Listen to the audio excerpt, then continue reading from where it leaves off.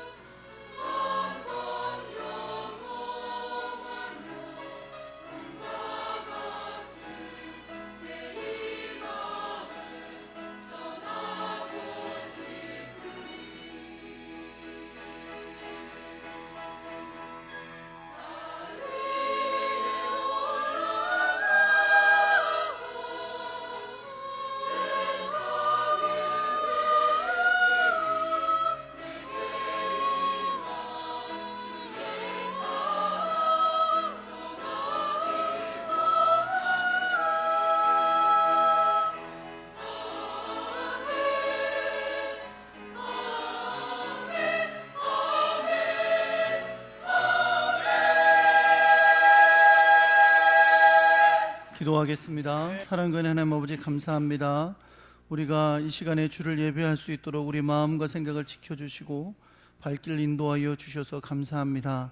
또 이 시간에 주를 예배하면서 몸과 마음과 정성을 다하여 드리되 또 물질을 주 앞에 드려 영광 돌리게 하시니 감사드립니다. 그 손길을 기억하셔서 주님께서 약속하시고 말씀하신 대로 갚아주시고 날마다 동행하사 주 안에서 승리케 하시며 주님이 주시는 귀한 은혜 가운데 열매 맺도록 주여 붙들어 주시옵소서. 이 물질이 주의 나라와 영광을 위하여 복되고 아름답고 올바르게 사용되도록 주여 역사하여 주옵소서. 주의 말씀을 듣습니다. 주여 우리의 심령이 주의 말씀을 사모함으로 듣게 하시고 성령 안에 깨우쳐 주를 섬기고 주의 영광을 위해 순종하며 살아가는 저희들이 되게 하여 주옵소서. 귀한 은혜 감사하며 우리 주 예수 그리스도의 이름으로 기도합니다. 아멘. 할렐루야. 옆에 계신 분들하고 인사하겠습니다. 잘 오셨습니다. 사랑합니다.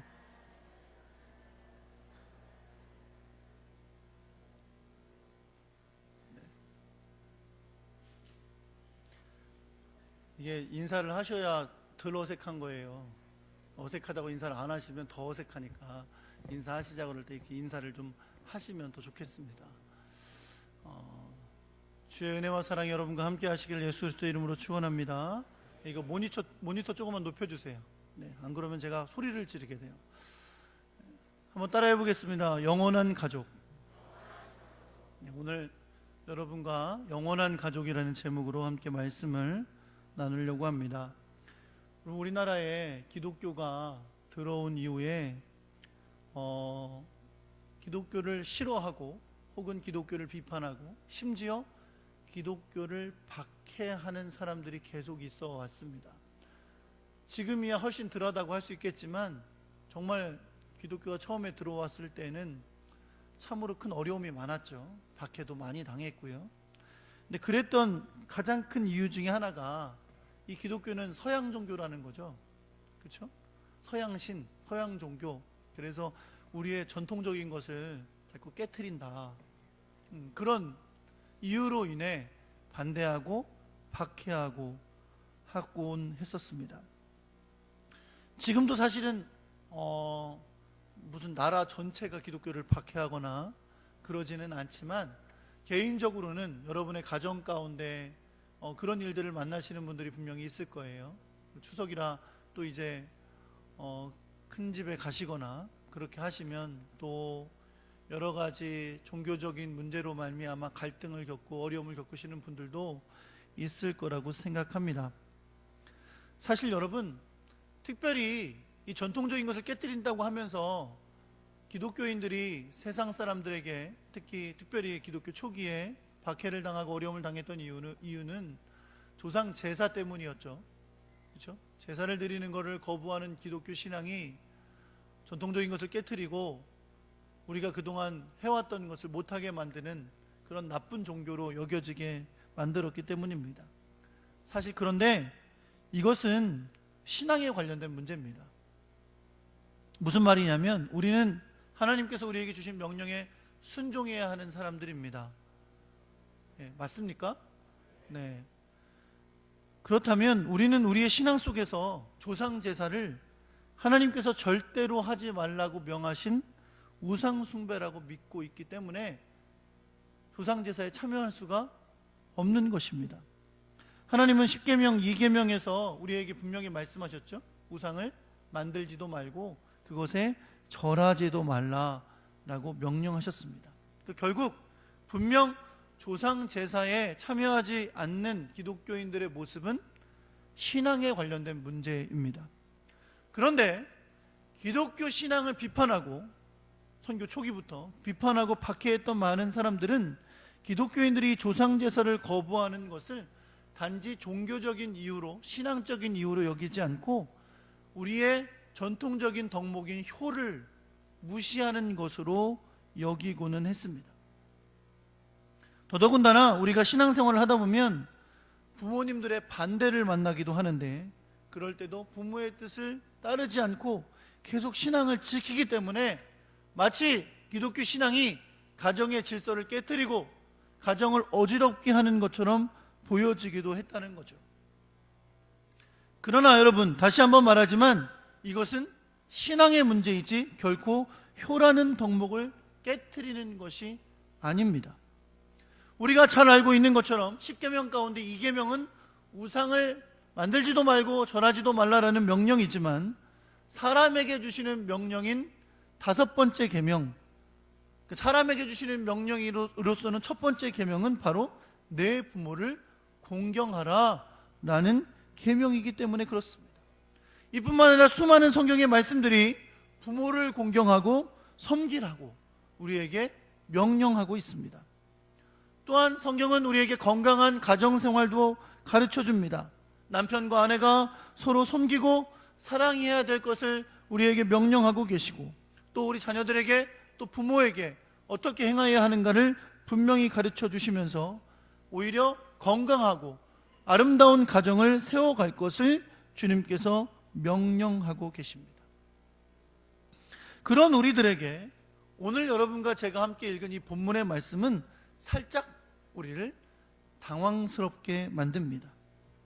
왜냐하면 이것이 마치 예수님께서 당신의 부모와 가족을 무시하는 것과 같은 모습으로 보여지기 때문에 그렇습니다.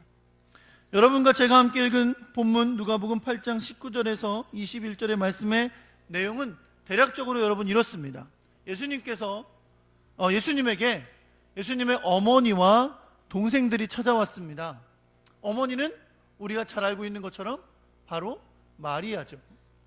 그리고 동생들은 예수님의 육신의 어머니인 마리아와 육신의 아버지인 요셉이 예수님을 낳은 이후에 결혼하고 낳은 아이들을 말합니다.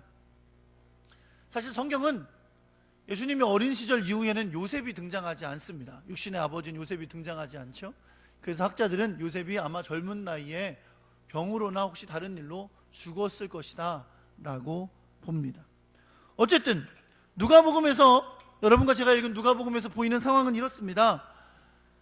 예수님의 어머니 마리아와 동생들이 예수님을 찾아왔는데 예수님 주변에 너무 사람이 많아서 예수님을 만나기 위해 다가갈 수가 없었습니다. 그래서 예수님의 어머니와 동생들이 와 있는 것을 발견한 어떤 사람이 예수님에게 이 사실을 알립니다. 뭐라고 알리냐면 당신의 어머니와 동생들이 당신을 보려고 밖에 서 있습니다 라고 알려줍니다. 자, 이 상황이면 우리가 바라는 아름다운 장면은 이런 것이죠. 부모를 사랑하는, 형제를 사랑하는 예수님이 사람들 사이를 뚫고 나가서 밖으로 나가 어머니를 품에 안으면서, 어머니 그동안 안녕하셨어요, 얼마나 힘드셨어요, 그러면서 안는 거, 형제들과 한 사람 한 사람 손을 잡으며 인사하는 거, 이런 장면이 성경에 나왔으면 그렇지, 역시 예수님은 부모를 공경하는 분이시고 형제를 사랑했던 분이셔 라고 했을지 모릅니다. 그런데 예수님은 오히려 당신의 어머니와 동생들이 당신을 기다립니다 라고 말했던 그 사람에게 내 어머니와 내 동생들은 곧 하나님의 말씀을 듣고 행하는 바로 이 사람들이다. 그리고 아마도 어머니와 동생들을 만나지 않았던 것으로 보입니다.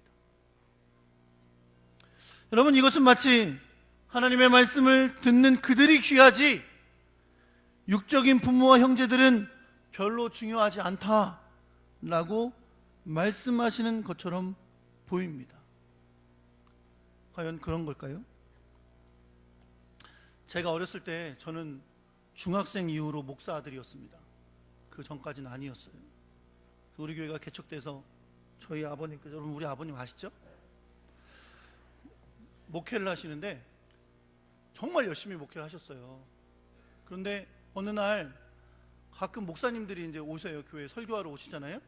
초청해서 오시면 우리 목사님을 칭찬한다고 하시는 얘기가 항상 있었어요. 뭐냐면 우리 민 목사님은 얼마나 목회를 열심히 하시는지 가정도 안 돌아보십니다.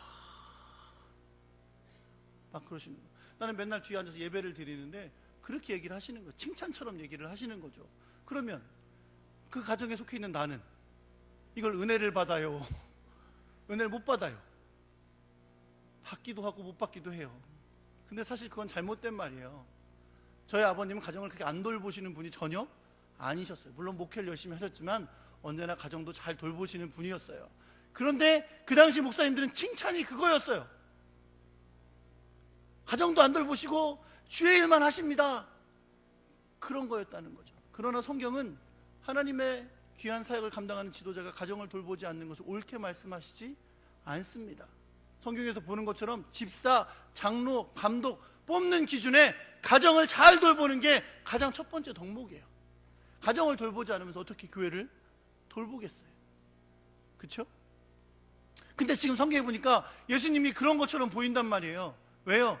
예수님의 어머니와 동생들이 왔는데, 야, 내 어머니와 동생들은 여기 앉아서 내 말씀을 듣고 있는, 내 말을 듣고 있는 바로 이들이다 라고 말하는 것처럼 보이는 거죠.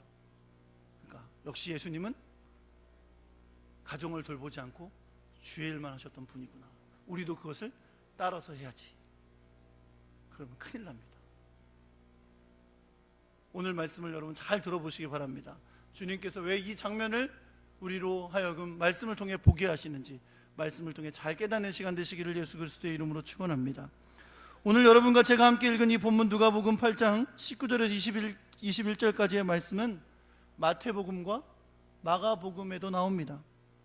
그리고 이 마태복음과 마가복음을 통해서 보면 누가복음에서는 언급되지 않은 이 말씀의 배경을 볼 수 있습니다. 마태복음 12장을 근거로 이 말씀의 배경을 살펴보겠습니다. 마태복음 12장의 22절에 보면 사람들이 귀신에 들려서 눈이 멀고 말 못하는 사람을 예수님께 데려왔습니다. 그리고 예수님께서 그 사람을 고쳐주셨습니다. 고쳐주셨다는 얘기는 귀신을 내쫓으셨다는 거죠. 이것을 본 사람들이 너무나 놀랐어요. 그런데 그 가운데 예수님을 개인적으로 알고 있는 사람들이 있었어요. 그 사람들이 이 사람은 다윗의 자손이 아니냐라고 말했어요. 다시 말하면 저 예수는 바로 다윗의 후손인 목수 요셉의 아들 아니냐라고 말했던 겁니다. 어떻게 저렇게 우리가 뻔히 알고 있는 그 사람이 귀신을 내쫓느냐는 거죠. 사람들이 이렇게 말하는 것을 들은 바리새인이 예수님을 공격합니다. 뭐라 공격하냐면 이가 귀신의 왕 바알세불을 힘입지 않고는 귀신을 쫓아내지 못하느니라. 마가복음 3장 말씀으로 돌아가 보면 예수님에 대한 이러한 비판이 단지 바리새인들 뿐만 아니라 당시에 예수님에 대한 소문을 듣고 예루살렘으로부터 내려온 서기관들도 그와 같은 말로 예수님을 비판했던 걸 볼 수 있습니다. 마가복음은 특별히 예수님에 대해서 그가 바알세불이 짚였다라고 비판했다고 말씀합니다. 바알세불이 짚였다는 말은 바알세불에게 사로잡혔다라는 뜻입니다. 다시 말하면 무슨 말이에요? 귀신 들렸다는 거죠. 근데 귀신이 들려도 어떤 귀신? 제일 센 귀신이 들렸다는 거예요.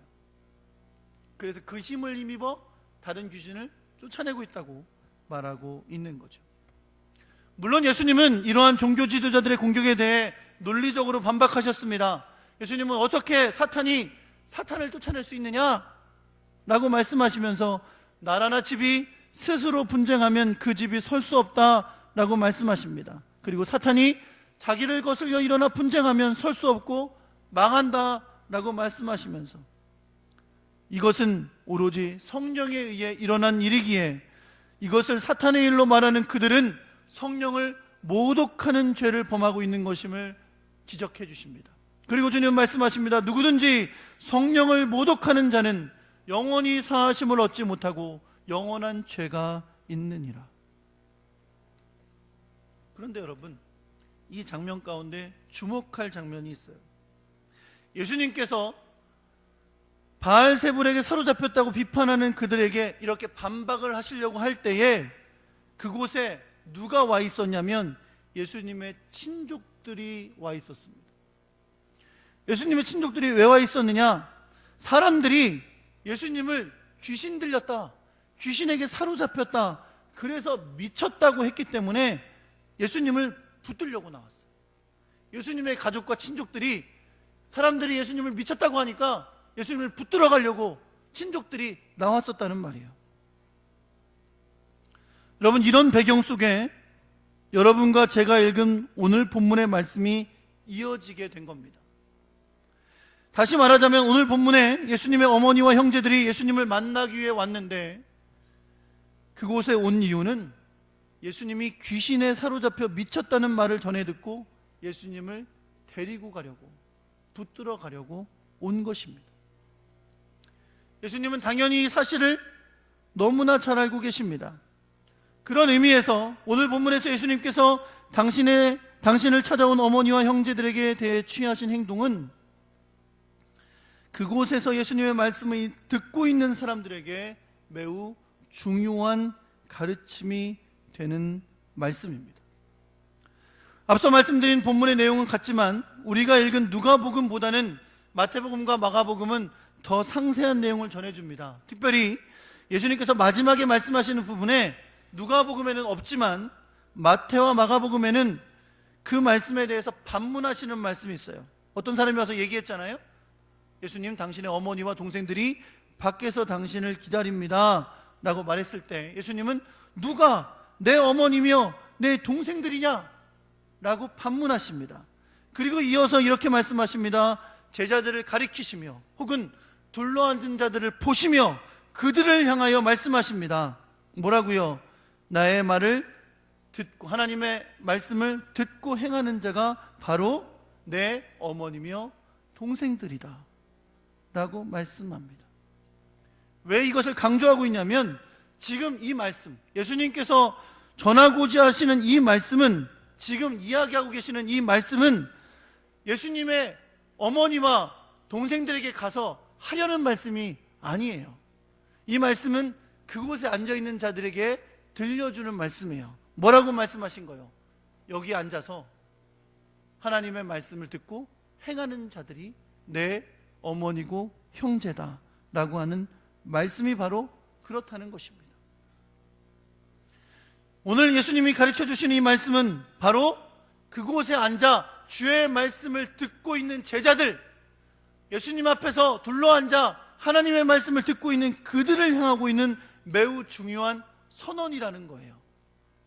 다시 말하면 이 본문에서 중요한 건 예수님을 찾아온 어머니와 동생들을 예수님이 안 만나셨다라는 그 태도의 강조점이 있는 것이 아니라는 겁니다. 오늘 이 본문의 강조점은 그곳에 앉아있는 자들에게 예수님이 그들을 어머니요 동생들이라고 부르고 있다는 것에 강조점이 있다는 거예요. 여러분, 영적인 면으로 생각하면 예수님의 어머니와 형제들은 예수님의 형제, 자매, 가족이 아닙니다. 왜냐하면 그들은 예수님이 바알세불에 사로잡혀서 미쳤다는 사람들의 말을 듣고 예수님을 붙들어 가기 위해 왔기 때문이에요. 다시 말하면 그들은 육신적으로는 예수님의 가족입니다. 예수님의 어머니고 예수님의 동생들이에요. 그러나 그들은 아직 예수 그리스도를 그리스도로 믿지 않는 자들이기에 영적으로는 예수님의 가족이 아니라는 말입니다.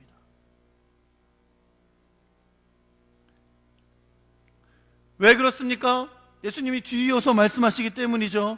주님의 형제와 자매, 어머니가 되는 사람, 바로 예수님의 가족이 되는 사람은 바로 어떤 사람들이냐?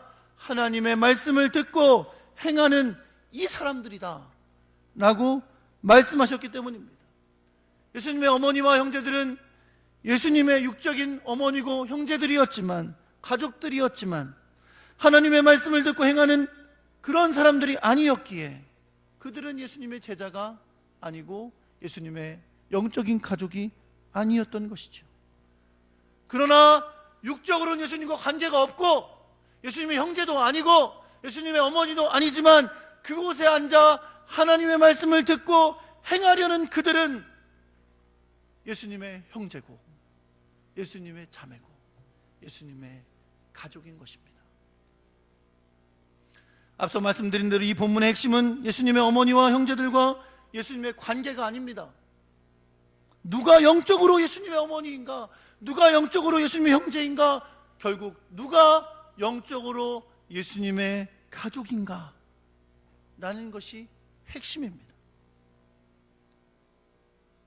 여러분, 우리가 잘 알고 있는 것처럼 예수님은 십자가 위에서 죽어가시면서 당신의 사랑하는 제자에게 당신의 어머니를 부탁하셨어요.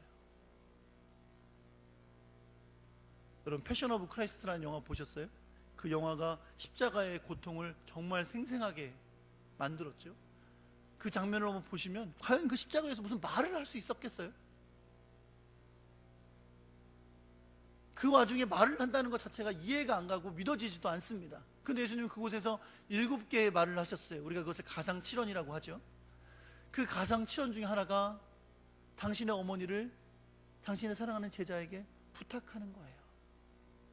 예수님은 육신의 어머니를 부정했던 분이 아니십니다. 그분을 향한 공경을 그치셨던 분도 아니십니다. 오히려 예수님은 끝까지 그 어머니를 자기 제자들에게 부탁하는 어머니에 대한 사랑이, 어머니를 향한 공경이 많으셨던 분입니다. 예수님이 어머니를 공경하지 않았다면 주님은 죄를 지으신 거죠. 십계명을 어기신 거니까요.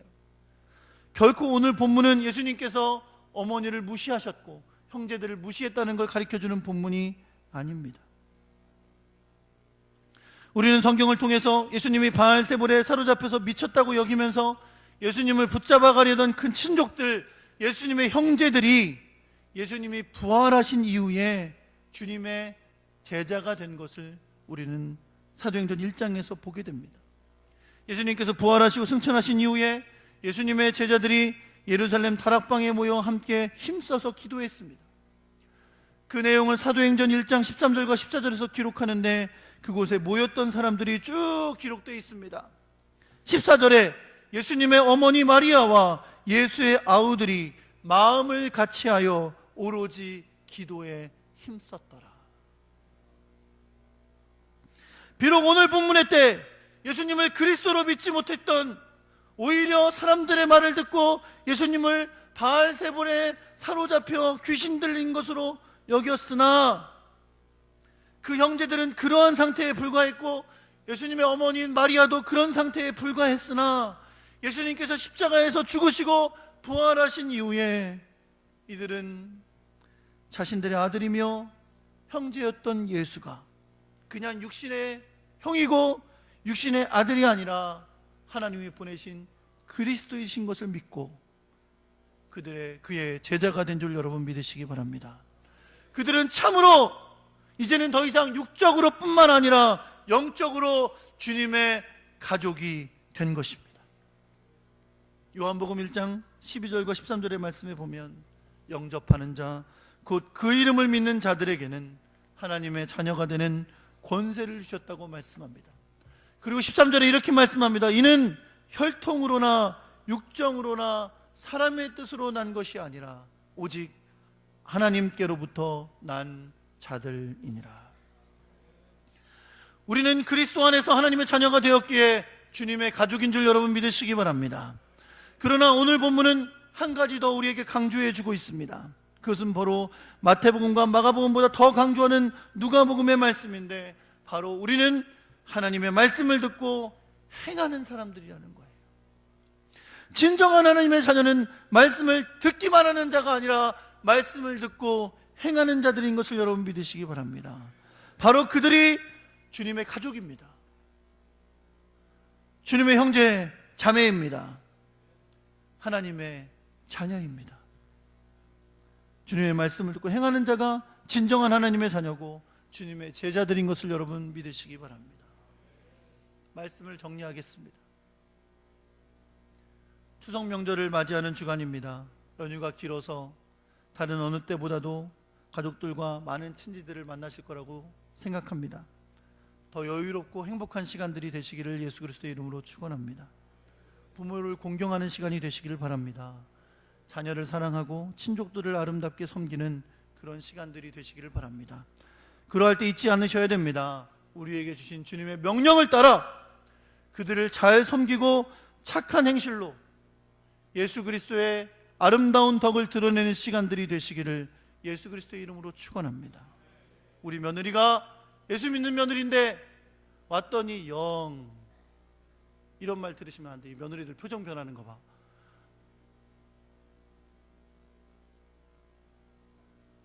어디 가서나 여러분은 그리스도의 편지입니다.